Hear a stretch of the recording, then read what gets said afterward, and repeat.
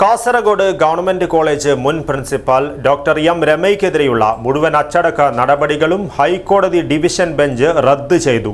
M രമയ്ക്കെതിരെ സർവീസിൽ നിന്നും വിരമിക്കുന്ന അവസാന പ്രവൃത്തി ദിവസം സർക്കാർ സമർപ്പിച്ച കുറ്റപത്രം ഉൾപ്പെടെയാണ് കോടതി റദ്ദ് ചെയ്തത്.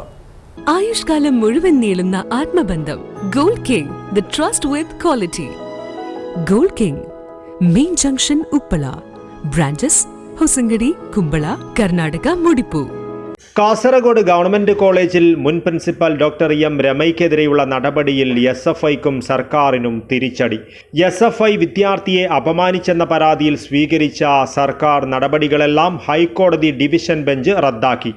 രമയ്ക്കെതിരായ അന്വേഷണം ഏകപക്ഷീയമെന്നും കോടതി പറഞ്ഞു. അധ്യാപികയെ തടഞ്ഞുവെച്ചതടക്കമുള്ള പരാതികളിൽ എന്ത് നടപടി സ്വീകരിച്ചു എന്ന് കോടതി ചോദിച്ചു. നടപടികളിൽ ബാഹ്യ ഇടപെടൽ ഉണ്ടായെന്നും കോടതി വിലയിരുത്തി. SFIക്കെതിരെ ലഹരി ആരോപണവും അസാൻമാർഗിക പ്രവർത്തനങ്ങളും ആരോപിച്ച പ്രിൻസിപ്പാളിനെതിരെ സർക്കാർ കൈക്കൊണ്ട എല്ലാ നടപടികളും ഹൈക്കോടതി ഡിവിഷൻ ബെഞ്ച് റദ്ദാക്കി. ഇതിനു പുറമെ സർവീസിന്റെ അവസാന പ്രവൃത്തി ദിവസം രമയ്ക്കെതിരെ ഇറക്കിയ കുറ്റപത്രവും ഹൈക്കോടതി റദ്ദാക്കി.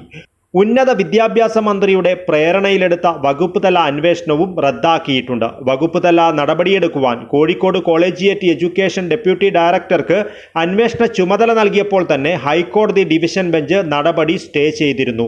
തുടർന്നായിരുന്നു രമയ്ക്കെതിരായ പഴയ പരാതിയിൽ വകുപ്പ് തല നടപടിയുടെ ഭാഗമായി വിരമിക്കുന്ന അവസാന പ്രവൃത്തി ദിവസം കുറ്റപത്രം നൽകിയത്.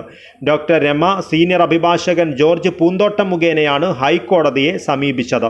ഹൈക്കോടതി ജഡ്ജിമാരായ മുഹമ്മദ് മുഷ്താഖ്, ശോഭ അന്നമ്മ ഈപ്പൻ എന്നിവർ ഉൾപ്പെട്ട ഡിവിഷൻ ബെഞ്ചാണ് കേസിൽ വിധി പറഞ്ഞത്. News bureau, Kasaragod.